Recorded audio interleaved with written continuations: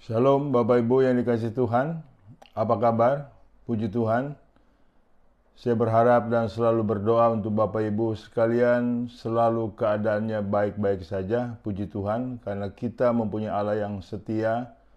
Tuhan Yesus Kristus adalah Allah yang melindungi kita kemanapun kita berada. Puji Tuhan.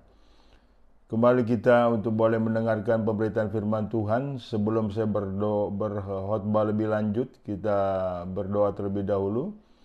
Terpujilah namamu Bapa Surgawi, Tuhan yang kami sembah di dalam nama Yesus Kristus, Tuhan yang setia.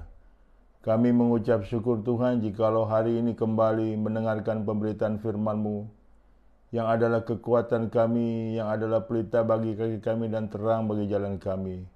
Berfirmanlah bagi setiap kami Tuhan, kami boleh hidup seturut rencana-Mu, agar hidup kami selalu mempermuliakan nama Tuhan. Terima kasih Bapa.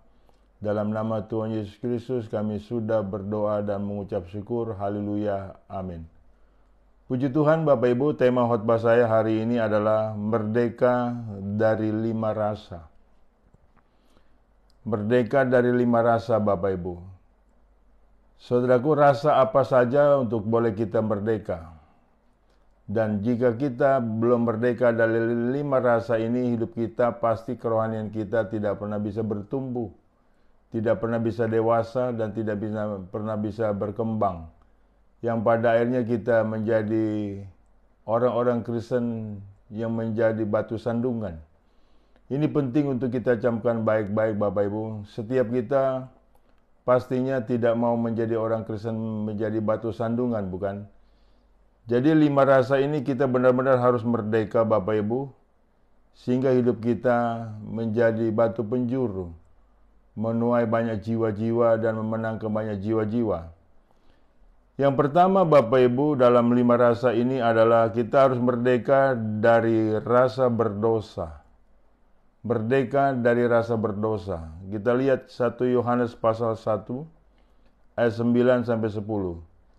Jika kita mengaku dosa kita, maka Ia adalah setia dan adil, sehingga Ia akan mengampuni segala dosa kita dan menyucikan kita dari segala kejahatan. Jika kita berkata bahwa kita tidak ada berbuat dosa, maka kita membuat Dia menjadi pendusta dan firman-Nya tidak ada di dalam kita. Di sini kita harus menyadari Bapak Ibu bahwa awal dari pengakuan dosa kita adalah awal yang sangat baik, guna dipulihkannya hubungan kita dengan Tuhan. Sebab dari situlah dimulainya hidup kita di dalam pertobatan, dan Tuhan berkenan. Jika Tuhan berkenan, maka doa-doa kita tidak terhalang dan dinyatakan sebagai orang benar. Makanya kita harus merdeka dari rasa berdosa. Jika kita mengaku orang benar tanpa pengakuan dosa, berarti kita menjadikan Tuhan pendusta, bukan? Jadi saudaraku, dibutuhkan pengakuan dosa untuk kita dibenarkan. Dari dibenarkan itu, kita percaya setiap doa yang kita panjatkan, kita percaya tidak ada lagi halang rintang, yaitu dosa kita. Sehingga benar-benar kita telah dimerdekakan dari rasa berdosa. Dan sekaligus kita tidak ingin berbuat dosa lagi. Berapa banyak orang Kristen Bapak Ibu dalam berdoanya ragu-ragu karena dia merasa berdosa. Bahkan dia dengan sengaja berbuat dosa lagi. Tidak bisa demikian Bapak Ibu. Kita harus mengaku dosa kita sehingga kita benar-benar terbebas dari rasa berdosa. Dengan demikian doa kita yakin sebagai orang benar besar kuasanya. Jadi saudaraku, sesungguhnya hidup kita ini adalah hidup dari berharap kepada Tuhan. Dengan apa? Dengan bagaimana caranya? Ya dengan berdoa. Bukankah dengan berdoa kita selalu berharap kepada Tuhan? Sebab doa adalah nilai kekuatan kita. Bagaimana kalau kita selalu dihantui dengan rasa berdosa? Apalagi selalu berbuat dosa. Pastinya kita ke depannya akan menjadi orang Kristen yang pandir, yang kalah, yang menderita saudaraku dalam kekalahan. Makanya penting untuk kita sadari, untuk terbebas daripada nilai keberdosaan, kita harus mengaku dosa kita. Maka itu Allah itu setia dan adil. Yakobus 5 ayat 16 sampai 18. Karena itu hendaklah kamu saling mengaku dosamu dan saling mendoakan supaya kamu sembuh. Doa orang yang benar bila dengan yakin didoakan sangat besar kuasanya. Elia adalah manusia biasa, sama seperti kita. Dan ia telah sungguh-sungguh berdoa supaya hujan jangan turun. Dan hujan pun tidak turun di bumi selama 3 tahun dan 6 bulan. Lalu ia berdoa pula dan langit menurunkan hujan dan bumi pun mengeluarkan buahnya. Modal kita di sini saudaraku berdoa dan berharap kepada Tuhan. Sehingga doa kita tidak lagi ada halangan dan tidak lagi kita terikat dengan dosa. Dengan demikian kita menjadi manusia produktif. Jika kita masih diikat dengan rasa berdosa, kita tidak bisa produktif, Bapak Ibu. Kita selalu punya pribadi yang tidak percaya diri, yang tidak yakin akan doa-doa kita. Padahal doa orang benar apabila dengan yakin didoakan besar kuasanya. Sebagai orang benar harus sudah mengaku dosa kita dan kita percaya Tuhan mengampuni dosa kita. Jika kita percaya dosa kita telah diampuni, ya jangan berbuat dosa lagi. Supaya kemerdekaan itu tidak hilang, Bapak Ibu. Jadi merdeka dari rasa berdosa ini penting dan sangat perlu. Bagaimana Bapak Ibu bisa introspeksi diri terhadap dirimu? Apakah engkau sudah terbebas dari dosa setelah merdeka dari dosa? Jika iya, engkau akan produktif. Dan engkau pasti yakin dengan doamu dan selalu berharap kepada Tuhan yang tidak pernah mengecewakan kita. Jadi kita harus yakin bahwa dosa kita telah diampuni. Yesaya 1 ayat 18-19. Marilah baiklah kita berperkara. Firman Tuhan, sekalipun dosamu merah seperti kermizi, akan menjadi putih seperti salju. Sekalipun berwarna merah seperti kain kesumba, akan menjadi putih seperti bulu domba. Jika kamu menurut dan mau mendengar, maka kamu akan memakan hasil baik dari negeri itu. Jadi luar biasa Bapak Ibu. Tuhan ingin menjadikan kita berhasil. Tuhan ingin menjadikan kita diberkati. Asal kita menjadi penurut Tuhan. Asal kita tidak lagi ingin berbuat dosa dan tidak ada lagi merasa berdosa. Sehingga apa yang kita upayakan menjadi berhasil. Ada amin Bapak Ibu. Penting di sini kita menyadari kita harus merdeka dari rasa berdosa. Dan dari perbuatan-perbuatan dosa. Sehingga kita hidup dalam pertobatan. Itu kehendak Allah. Itu keinginan Tuhan. Sebagaimana yang telah dinyatakan oleh firman yang tadi saya bacakan. Penyelesaian dari rasa berdosa adalah hanya menurut firman Tuhan saja yang kita percayai.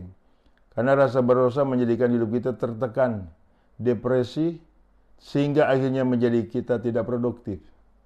Ini penting ya untuk kita menyadari Bapak Ibu, sehingga yang keluar dari mulut kita adalah keluhan, yang adalah kekecewaan, yang adalah menghukum diri sendiri, yang adalah perkataan yang melemahkan iman. Itu orang yang merasa berdosa. Orang yang merasa tidak berarti. Tidak demikian jika kita percaya kita telah dimerdekakan dari rasa berdosa, yang keluar dari mulut kita adalah pujian dan kepercayaan kepada Kristus Yesus.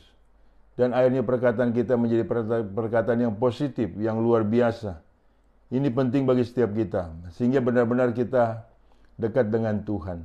Di Mazmur 62 ayat 1-2, hanya dekat Allah saja aku tenang, daripadanya lah keselamatanku, hanya dialah gunung batuku dan keselamatanku, kota bentengku, aku tidak akan goyah. Bagaimana Bapak Ibu? Apakah Anda sudah dimerdekakan dari rasa berdosa? Jika belum, mengakui dosamu, hidup dalam pertobatan, dan berharap kepada Tuhan, yang pastinya engkau akan berhasil. Yang pastinya engkau akan benar-benar diberkati Tuhan. Yang pastinya engkau akan produktif sebagai manusia yang selalu disertai Tuhan dan menjadi pemenang banyak jiwa-jiwa. Tetapi sebaliknya, jika Bapak Ibu masih merasa berdosa dan belum dimerdekakan dari rasa berdosa, hidupmu akan menjadi lemah, khawatir, dan akhirnya menjadi kacau. Ini penting untuk kita camkan baik-baik. Jadi, marilah kita melangkah untuk kita mengaku dosa kita dan jangan berbuat dosa lagi. supaya kita tidak terikat dengan keberdosaan, supaya kita percaya bahwa doa orang benar apabila dengan yakin didoakan besar kuasanya. Ada amin? Kemudian kita lihat yang kedua, merdeka dari rasa khawatir. Merdeka dari rasa khawatir. Rasa khawatir membuat rohani kita menjadi bantet, tidak bertumbuh, tidak berkembang. Sepertinya orang yang tidak punya Tuhan. Ini sikap berbahaya yang membuat kita tidak menjadi dewasa dengan kerohanian kita di dalam kehidupan kita. Jadi saudaraku, rasa khawatir, ikatan dari rasa khawatir ini sangat berbahaya bagi perkembangan, bagi pertumbuhan iman kita. Apalagi tidak mendewasakan iman kita. Amsal 22:25. Kekhawatiran dalam hati membungkukkan orang, tetapi perkataan yang baik mengembirakan dia. Bapak Ibu lihat, betapa berbahayanya dari rasa khawatir ini. Khawatir bisa menjadi kita sakit. Khawatir bisa membuat kita, saudaraku, menderita. Ya kan? Khawatir bisa membuat kita menjadi sengsara, Bapak Ibu. Tetapi orang yang tetapi perkataan yang baik mengembirakan dia. Jadi orang khawatir itu tidak ada perkataan yang baik keluar dari mulutnya. Yang selalu mengeluh, berkeluh kesah terus, pada akhirnya memunculkan bungkuk punggungnya. Makanya setiap kita tidak boleh lagi ada rasa khawatir, harus merdeka dari rasa khawatir. Matius 13 ayat 7. Sebagian lagi jatuh di tengah semak duri, lalu makin besarlah semak itu dan menghimpit sampai mati. Ayat 22, Matius 13. Yang ditaburkan di tengah semak duri ialah orang yang mendengarkan firman itu, lalu kekhawatiran dunia ini dan tipu daya kekayaan menghimpit firman itu sehingga tidak berbuah. Saudaraku, jangan heran. Orang itu rajin ke gereja. Orang itu, saudaraku, rajin mencatat firman Tuhan tatkala pendeta berkhotbah. Tetapi kenapa hidupnya selalu khawatir? Karena belum dimerdekakan dari rasa khawatir. Sehingga pada akhirnya diibaratkan benih itu tidak bertumbuh dan bahkan mati dengan semak-semak duri yang begitu luar biasa mengikatnya. Nah, rasa khawatir ini, saudaraku, bisa berbahaya. Khawatir bisa menghambat pertumbuhan rohani kita sehingga fokus kita bukannya kepada Tuhan tetapi kepada khawatir. Padahal hidup kita, saudaraku, tidak boleh percuma waktu-waktu berjalan dengan khawatir melulu. Kita benar-benar harus dimerdekakan dari rasa khawatir. Di dalam Matius 6 ayat 25-34. Karena itu aku berkata kepadamu, janganlah khawatir akan hidupmu, akan apa yang hendak kamu makan atau minum. Janganlah khawatir pula akan tubuhmu, akan apa yang hendak kamu pakai. Bukankah hidup itu lebih penting daripada makanan, dan tubuh itu lebih penting daripada pakaian? Pandanglah burung-burung di langit yang tidak menabur dan tidak menuai dan tidak mengumpulkan bekal dalam lumbung, namun diberi makan oleh Bapamu yang di sorga.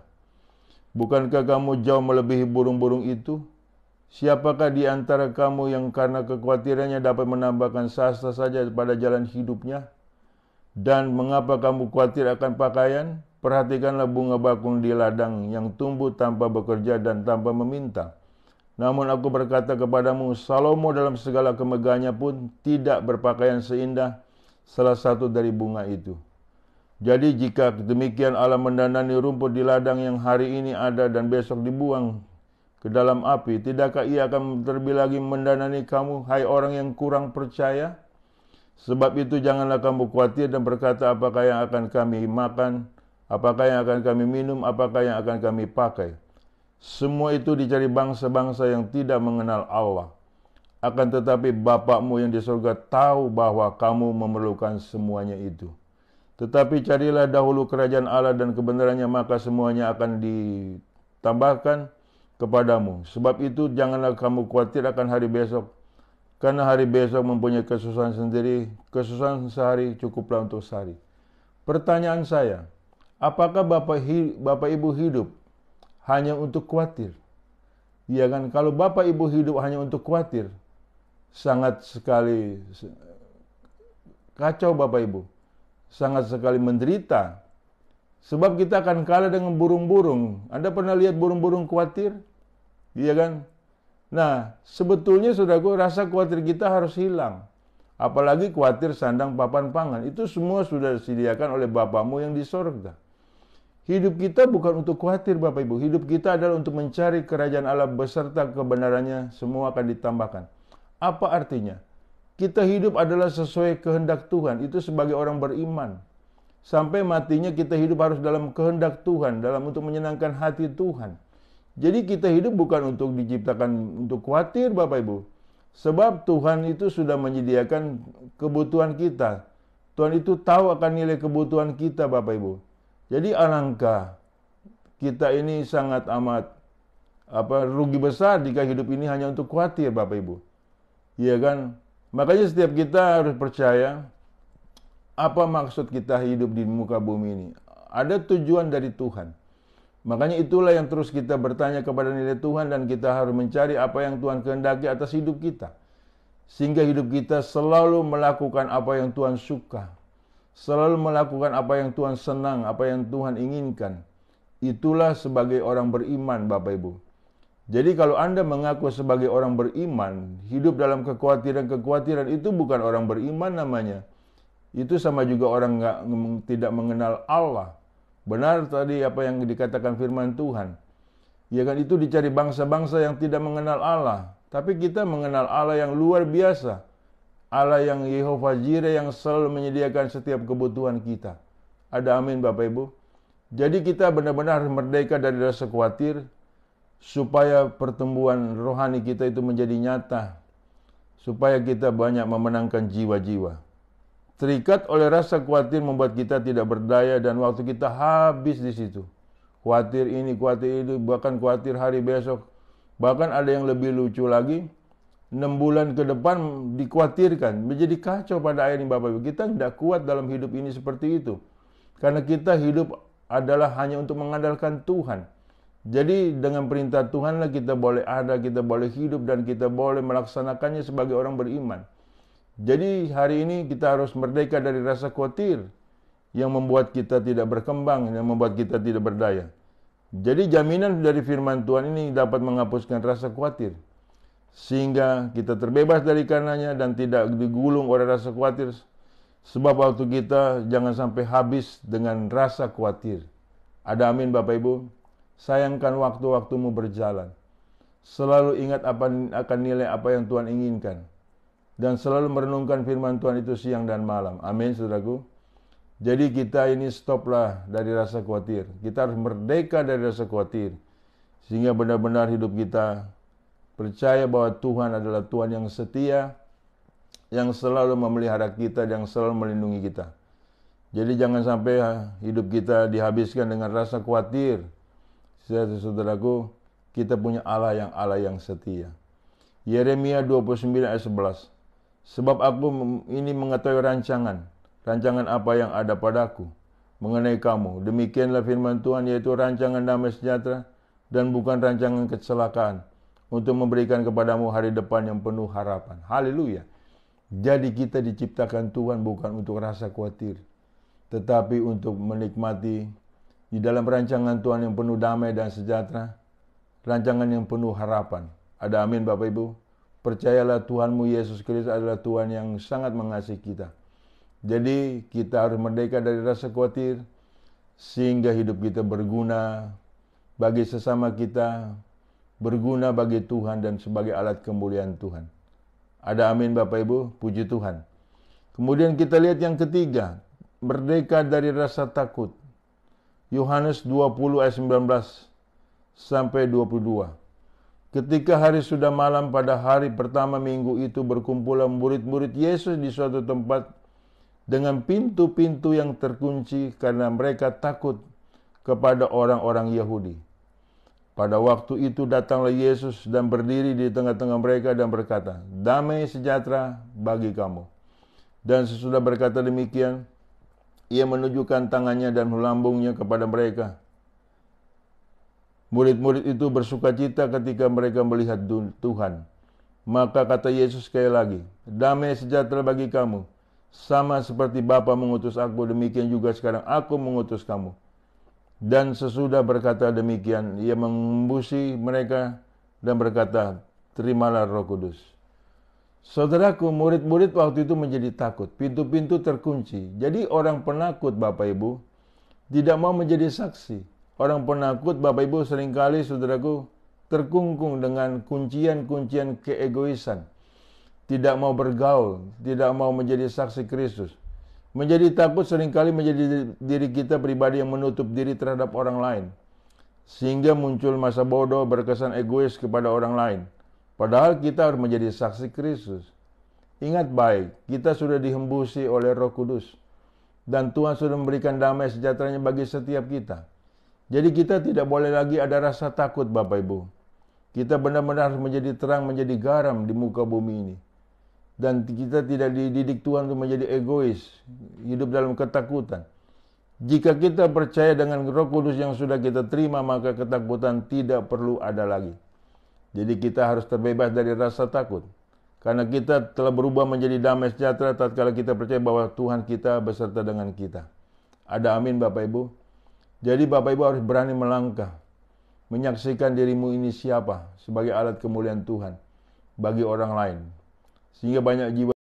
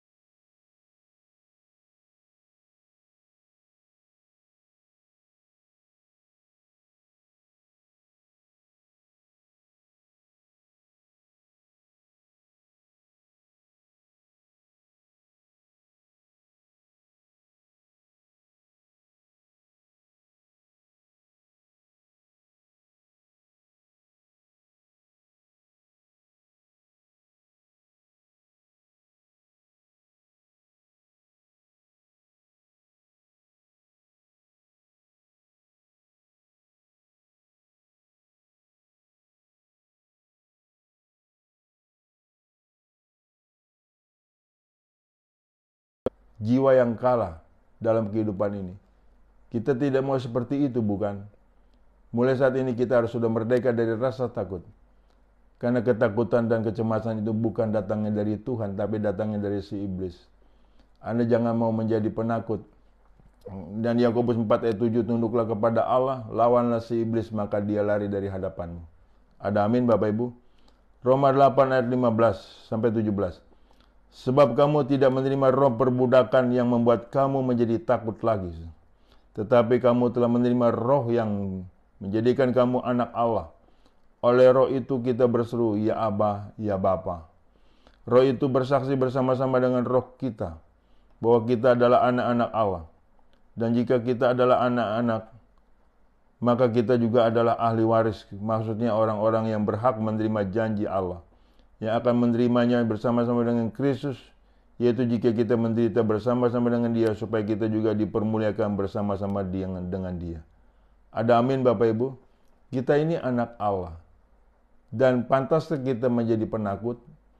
Anak Allah loh, Bapak Ibu. Bapa kita adalah Bapa surgawi, Allah yang kudus, yang kita kenal dalam Yesus Kristus. Dan kita adalah ahli waris kerajaan surga. Puji Tuhan, Bapak Ibu.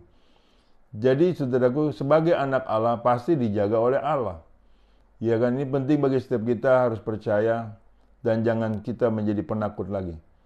Jadi hidup kita hendaklah janganlah jadi penakut, karena Yesus telah memerdekakan kita dari rasa takut. Anak Allah itu adalah kita sendiri, Bapak Ibu. Puji Tuhan. Jadi saudaraku, jika Anda masih menjadi penakut, Anda tidak akan pernah menjadi anak Allah, dan Anda akan menjadi orang yang kalah bahkan. Penting untuk kita camkan baik-baik. Benar-benar kita harus menjadi anak Allah yang hidup, yang luar biasa di dalam Yesus Kristus. Ada amin, Bapak Ibu? Jadi kita harus merdeka dari rasa takut. Apa yang Bapak Ibu takutkan? Tinggal Bapak Ibu inventarisir. Percayalah bahwa Tuhan sangat setia membelamu, melindungimu, memeliharamu, dan sebab Dia adalah kasih-Nya setia. Kita lihat yang keempat, merdeka dari rasa bersalah. Roma 4 ayat 7-8. Berbahagialah orang yang diampuni pelanggaran-pelanggarannya dan yang ditutupi dosa-dosanya. Berbahagialah manusia yang kesalahannya tidak diperhitungkan Tuhan kepadanya. Orang yang berbahagia adalah orang yang kesalahannya tidak diperhitungkan Tuhan. Dan iblis tidak bisa mendakwa kita, Bapak Ibu. Tapi kalau kita terus merasa bersalah, ya kan, iblis mempunyai sasaran yang empuk.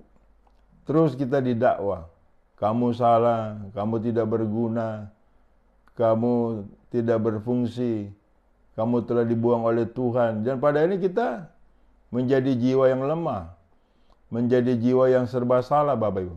Tidak demikian bahwa kita sebenarnya, Bapak Ibu. Sebab saudaraku, pastinya iblis selalu mendakwa kita sebagai orang bersalah. Bahkan siang dan malam harus kita dipersalahkan. Akan tetapi jika kita percaya tatkala kita mengaku dosa kita, maka pasti dosa kita akan diampuni. Jadi kita adalah sebetulnya orang yang berbahagia, yang kesalahan kita tidak lagi diperhitungkan oleh Tuhan. Ada amin, Bapak Ibu? Kita lihat Wahyu 2 ayat 10. Dan aku mendengar suara yang nyaring di sorga berkata, sekarang telah tiba keselamatan dan kuasa dan pemerintahan Allah kita, dan kekuasaan Dia yang diurapinya, karena telah dilemparkan ke bawah pendakwa saudara-saudara kita, yang mendakwa mereka siang dan malam di hadapan Allah kita. Jadi iblis itu tidak berhak mendakwa kita, sebab kita ini sudah diampuni, dilayakkan menjadi anak-anak surgawi. Ada amin, Bapak Ibu? Jadi kita benar-benar harus berani mendekat kepada Tuhan sebagai Allah Immanuel. Hidup kita harus sudah terbebas dari dakwaan iblis. Tidak ada lagi dakwaan iblis kepada diri kita. Sudah dipatahkan dalam nama Yesus Kristus. Sehingga kita ini tidak lagi sebagai orang bersalah, tetapi orang yang dibenarkan oleh pengorbanan darah Tuhan kita Yesus Kristus. Sehingga kita benar-benar sudah disucikan, dikuduskan. Ada amin? Jikalau ada orang-orang di sekitar kita yang mendakwa kita, biarkan saja. Jangan sampai kita terkecoh. Kutuk akan menjadi berkat dalam kehidupan kita. Ada amin, Bapak Ibu, karena kita dibela oleh Tuhan. Haleluya, puji Tuhan. Jadi Bapak Ibu di sini jangan sampai ada yang merasa bersalah ya. Jika engkau benar-benar minta ampun kepada Tuhan, dosa-dosamu diampuni. Pasti itu, Bapak Ibu. Ya, jangan sampai Anda ragu-ragu. Kalau Anda terus merasa bersalah, Anda akan menjauh dari Tuhan. Nah, itu yang dikehendaki oleh lawanmu si iblis. Sehingga dengan mudah engkau dikalahkan. Seharusnya kita telah menjadi pemenang, menjadi umat pemenang lebih daripada pemenang. Karena kita telah dimerdekakan dari rasa bersalah. Nama Tuhan kita permuliakan seumur hidup kita dan sepanjang umur hidup kita. Ada amin, Bapak Ibu? Dan yang terakhir kita lihat, yang kelima, merdeka dari rasa berputus asa. 2 Korintus 1 ayat 8-10. Sebab kami mau, saudara-saudara, supaya kamu tahu akan penderitaan yang kami alami di Asia Kecil. Beban yang ditanggungkan atas kami adalah begitu besar dan begitu berat, sehingga kami telah putus asa juga akan hidup kami. Bahkan kami merasa seolah-olah kami telah dijatuhi hukuman mati. Tetapi hal itu terjadi supaya kami jangan menaruh kepercayaan pada diri kami, tetapi hanya kepada Allah yang membangkitkan orang-orang mati. Dari kematian yang begitu ngeri, ia telah dan akan menyelamatkan kami. Kepadanya kami menaruh pengharapan kami, bahwa ia akan menyelamatkan kami lagi. Karena kamu juga turut membantu mendoakan kami, supaya banyak orang mengucap syukur dan atas karunia yang akan kami peroleh berkat banyaknya doa mereka untuk kami. Saudaraku yang dikasihi Tuhan, Rasul Paulus pernah berputus asa karena begitu berat penderitaan. Tetapi dia mengerti akan apa yang harus dia perbuat setelah dia merasakan putus asa, yaitu berharap kepada Tuhan yang telah bangkit dari kematian, Tuhan yang telah membangkitkan orang mati. Berharap kepada Tuhan Yesus yang telah bangkit dari kematian dan telah membangkitkan banyak orang mati. Itu jalan keluar untuk kita merdeka dari putus asa. Saya banyak melihat orang Kristen tidak demikian, Bapak Ibu. Ya kan? Dia merasa putus asa, terus dia bertahan dalam keputusasaan. Pertanyaan saya, sampai seberapa lama engkau bertahan dalam keputusasaanmu? Kalau engkau merasa bebanmu berat, serahkan sama Tuhan. Tuhanmu sanggup untuk membelamu, sanggup untuk menolongmu, sanggup untuk menjawab doa-doamu. Kesanggupan Tuhan Bapak Ibu jangan engkau ragukan. Kematian saja sudah Tuhan kalahkan, kok maut saja sudah Tuhan kalahkan, apalagi menolong nilai penderitaanmu. Pasti Tuhan bisa dan Tuhan mau. Ada amin saudaraku.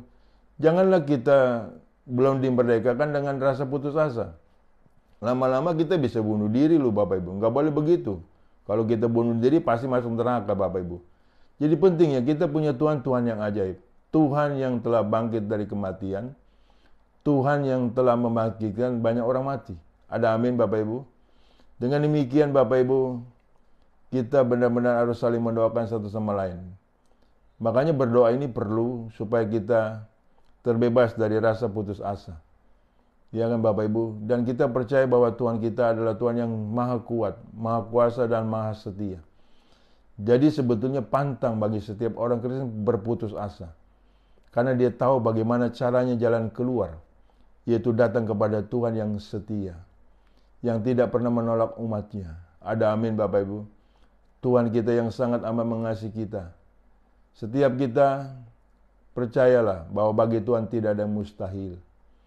Apa yang Bapak Ibu menjadi penyebabnya Anda lemah, menjadi penyebab Anda putus asa, itu bagi Tuhan terlalu mudah untuk membereskannya dalam setiap penderitaan kita. Sebagaimana Rasul Paulus, pernah dia berputus asa, tapi dia bilang, aku tahu bagaimana aku harus bertindak, yaitu menyerahkan kepada Tuhan Yesus Kristus yang telah mati dan bangkit, dan telah membangkitkan banyak orang. Puji Tuhan Bapak Ibu. Jadi kita telah merdeka dari rasa putus asa. Dalam arti kata lain adalah keputusasaan sudah tidak ada lagi dalam hidup kita. Dan tidak mengikat lagi dalam hidup kita. Karena hidup kita selalu percaya disertai Tuhan. Yang baginya tidak ada yang mustahil. Saya percaya firman Tuhan ini tidak pernah kembali dengan sia-sia. Tidak ada penderitaan yang berat Bapak Ibu. Semuanya Tuhan pasti sanggup menolong kita. Ada amin Bapak Ibu. Kita punya Tuhan, jangan Anda ragukan. Tuhan kita maha segalanya, maha kuasa, maha tahu, maha mulia, dan maha mengasihi kita. Haleluya. Puji Tuhan. Kita berdoa, terpujilah nama-Mu ya Bapa. Kami mengucap syukur atas apa yang sudah Tuhan buat. Kami telah dimerdekakan dari rasa bersalah, dari rasa berdosa, dari rasa takut, dari rasa khawatir, dari rasa putus asa. Sehingga benar-benar kami menjadi manusia yang telah merdeka dari hal-hal tersebut. Sehingga hidup kami terpelihara oleh Tuhan kami Yesus Kristus yang kami percayai. Dan untuk itu juga kami boleh menjadi saksi hidup. Menjadi untuk kemuliaan nama Tuhan dan memenangkan banyak jiwa-jiwa. Berkati Tuhan dimanapun jemaat-Mu berada.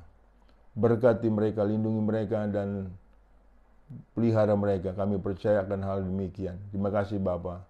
Di dalam nama Tuhan Yesus, aku sudah berdoa dan mengucap syukur. Haleluya. Amin.